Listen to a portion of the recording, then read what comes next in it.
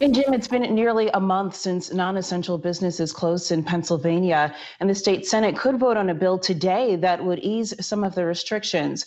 But not everybody's in favor. Eyewitness News reporter Trang Do is live in University City this morning with more on that story. Trang, good morning.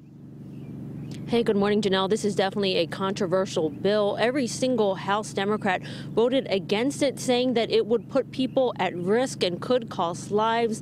On the other side, Republicans argue that the current measures are making it very difficult for businesses to stay afloat. With a vote of 107 to 95, the Republican-controlled PA House of Representatives passed Senate Bill 613.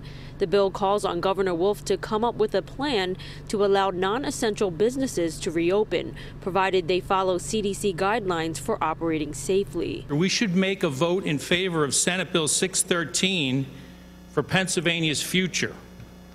And we should allow Pennsylvanians to work safely. But they should work and they should be safe. Those in support of the bill argue that small businesses are in danger of closing forever if no action is taken. Ed Russakoff, who owns Rustic Music in Society Hill, agrees. People need more than just food to survive, I think. Right now, Russakoff is doing a quarter of his usual business through online sales. It would be a big help if we can operate safely on a limited basis, and I think it would be a benefit to customers who needed certain things to ease their social isolation. The largely party-line vote saw just 2 Republicans from hard-hit Montgomery County join all Democrats in voting against it. Those opposed to the bill say easing restrictions prematurely could come at a heavy cost. Medical professionals have told us that we would be putting them in jeopardy, that we would be putting their lives on the line.